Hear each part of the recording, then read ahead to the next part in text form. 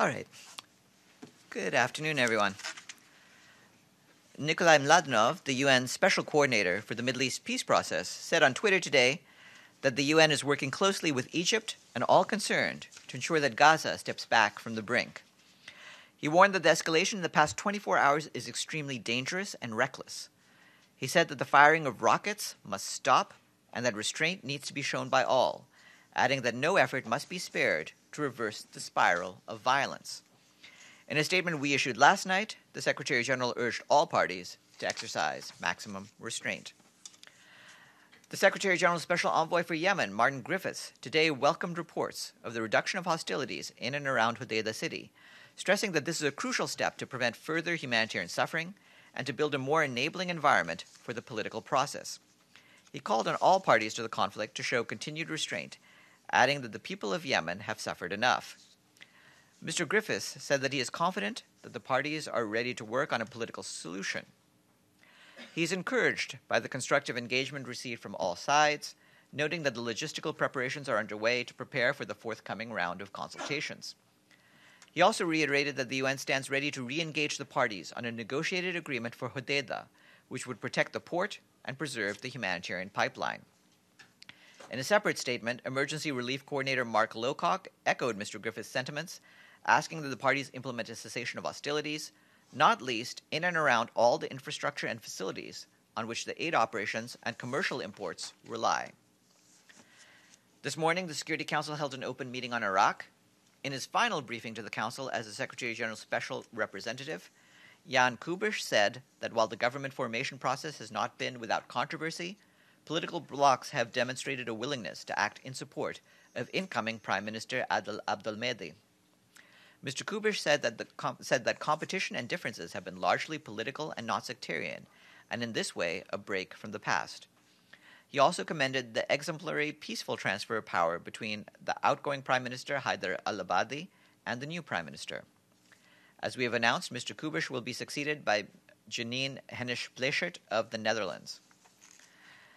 This afternoon, the Security Council will meet on the Democratic Republic of the Congo and will receive a briefing from the Secretary General's Special Representative, Leila Zerougi.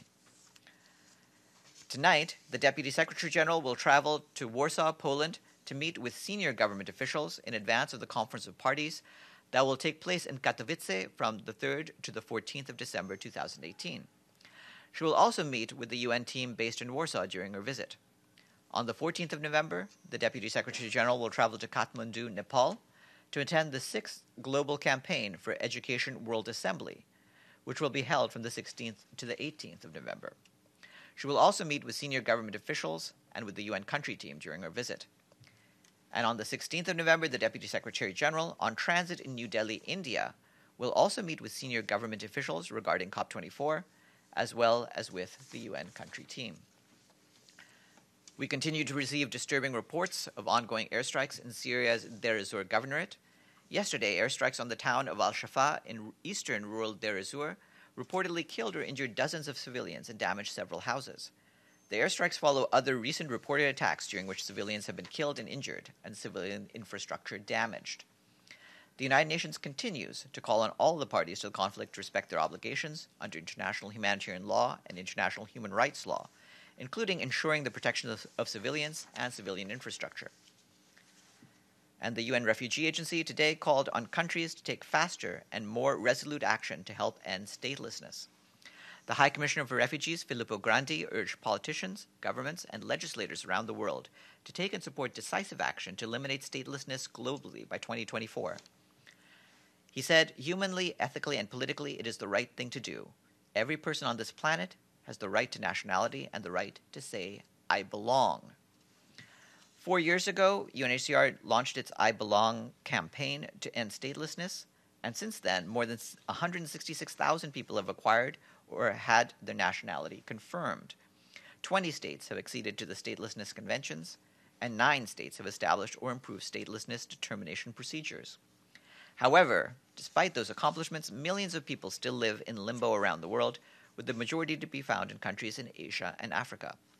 You can find more information on the hashtag #IBelong campaign on UNHCR's website.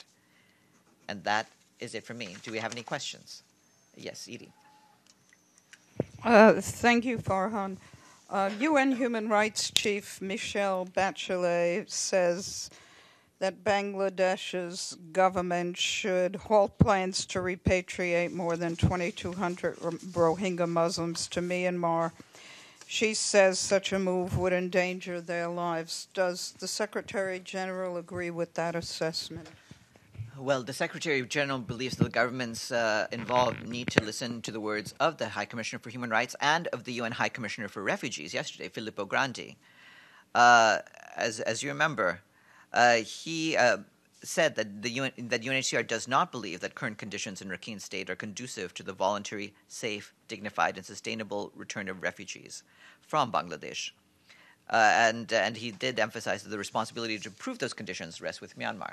Of course, we've been very appreciative to the government of Bangladesh for the tremendous generosity that the people and the government of Bangladesh have shown the Rohingya refugees who have been there. But we have our concerns, and I think that they've been very forcefully expressed by Mr. Grande and by Ms. Bachelet. Yes, Masood. Thank you, Farhan. Farhan, on this Middle East, between what's killing in Gaza by the Israelis and in Yemen, what's happening in Yemen, it has become a powder keg of violence. Does the Secretary General have any plans to visit the countries in Middle East, for instance, Israel and a border of Gaza and Yemen? Because that is where the whole thing is, international peace and security is at risk. There are no plans to announce at this point for the Secretary General to visit that region. What I would like to point out is that his envoys on the ground have been hard at work and have been making progress in Yemen, as you just heard the statement that we put out from Mr. Griffiths, and also in Gaza with respect to the work that Nikolai Mladenov is doing with regard to the parties and with the assistance of Egypt. But you realize how serious the situation is. We're well aware of how serious the situation is. Yeah. At this point, like I said, we're making progress with the efforts that are being undertaken by the envoys on the ground. Yes, Linda. Thank you, Farhan. There are reports that Kuwait and I believe Bolivia have called for an emergency meeting of the Security Council on Gaza. Can you confirm this? Or I cannot. We're aware of the reports that some of the members of the Security Council might want a meeting on this, but ultimately it is up to China as the president of the Security Council to determine whether anything will be scheduled. Joe. Also, I've just been informed by one of my colleagues here, at least according to Associated Press, that a ceasefire has been brokered and accepted, reportedly by the militants in Palestinian militants in Gaza, not yet by Israel. Do you have any knowledge of that and any comment? Yeah, I do. We are aware of the latest reports. Egypt and the UN have been working very hard to ensure that there is a return to the ceasefire arrangements of 2014. Special Coordinator Mladenov believes that it is possible to de-escalate this current round of violence in the interest of both Palestinians and Israelis. We continue to urge all parties to exercise maximum restraint and underscore the need to undertake all efforts to avoid another war in Gaza, to improve the humanitarian situation of Palestinians in Gaza, and support the return of the legitimate Palestinian government to Gaza. Well, that's aspirational, but I'm asking whether you have any knowledge, or could you find out for us whether actually there's been some progress, at least on one side, to secure a commitment to a ceasefire. This is precisely our response to the latest developments on the ground. We're monitoring the developments, and this is how we're responding. Yes, Evelyn.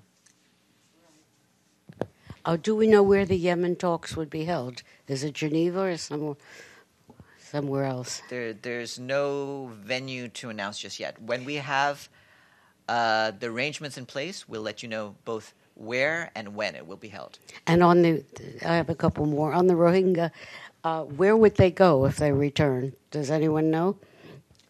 What the High Commissioner for Refugees had said yesterday, if you'll recall, he said that that what we want to make sure is that the refugees reportedly verified by Myanmar as having the right to return should be allowed to visit their places of origin in Rakhine State or other places to which they may choose to return. So then they can make an independent assessment of where they would like to go. One more. Hold on. No, there's other people.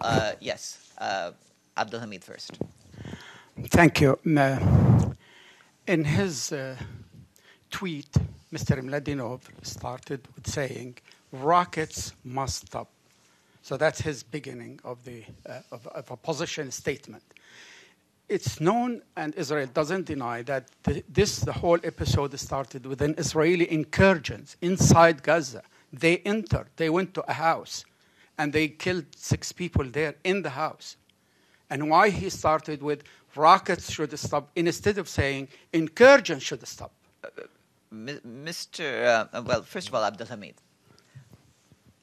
you'll have seen the Secretary General's statement from last night. I saw that. He's made very clear that he wants all sides to exercise maximum restraint. I just said right now from Mr. Mladenov that he is urging all parties to exercise maximum restraint and wants everyone to undertake all efforts to avoid another war in Gaza, to improve the humanitarian situation in Gaza, and support the return of the legitimate Palestinian government. That those are his priorities. And this is where we are placing emphasis. But Palestinian groups had been restrained from firing rockets for months now. Now, why he started with rockets should stop when Israel started? We are well aware of the need to avoid any escalation of the situation, given the tremendous consequences that will have on the ground for everyone involved, including Palestinians and Israelis alike. Can I say one? Everyone wants 3, but let's move it around. Yes, Masood. It's just going to be a follow-up on Gaza situation. I was just going to ask about the same thing that my friend Abdul Hamid was asking. No, I am sorry, I have to shift gears. I want to ask a question about Karachi, situation in Karachi. In Karachi Press Club, armed men entered the press club and harassed the journalists over there. Do you have anything on that? And also, similarly, in Bangladesh, Shahidul Islam, who has been under arrest for the last 100 days, that the whole, between the subcontinental diaspora has asked for his release, and nothing has happened so far. Do you have any comment on that? Our comment in both situations is we believe that governments and all parties on the ground need to respect the rights of journalists and allow them to go about their work without hindrance or interference. So what about Karachi? The same thing is the same position is the case with the Karachi Press Club. Yes, Linda. Thank you, Farhan. I gather that the Secretary General is in Washington today to give an award. I was wondering if he'll be meeting with any Trump administration officials or congressional reps. No, there's no meetings with officials from the government to announce. I believe the Secretary General will be meeting with the UN agency officials who are in Washington and talking to them about their work.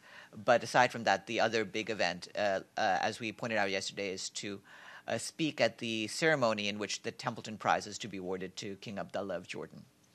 Yes, Evelyn, now you and then Abdul Hamid. Okay. There have been reports that the renewed U.S. sanctions against Iran are squeezing access to vital medicines. Do you have anything on that? We're not aware of how this is affecting the Iranian economy or Iranian society. Of course, we have made clear the continuing need for all parties to support the Joint Comprehensive Plan of Action.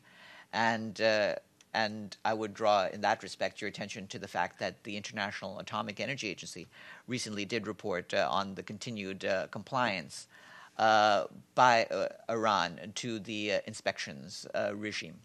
Yes.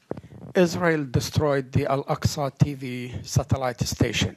Is there any position on that? As with what your colleague Masood was saying right now, again, we believe that that journalists need to go about their work without hindrance and without attacks from the government. And of course, our point of principle, as I just mentioned with regard to Syria, is the need when countries are undergoing operations to avoid places of civilian concentration and to avoid targeting civilian infrastructure. Yes. No, Iftikhar. Thank you, Farhan. I'm sure you have seen Afghan President Ashraf Ghani's statement that they are close to a agreement with Taliban. Does the UN have any information about? Not at this stage. Obviously, we have been encouraging and supporting efforts to come to agreement, but we'll have to see what happens, and we'll respond accordingly if there is anything. Yeah. Yes. But on this situation in Gaza, Israel has said that they will continue attacks inside Gaza as long as. So they have all the arms and everything else, and these Gazans are literally. I mean, this thing that they have been firing rockets one up. That is not the case. The biggest arms are with Israel. Inside Gaza, they can attack at will, and that has been proved in 2014 and so forth. So when is it that the Secretary General is going to be himself involved? Because this is a situation which is really bad. The Secretary General is involved in many ways. You've seen the statement we issued on this yesterday, and like I said, his envoys are at work on the situation. Have a good afternoon, everyone.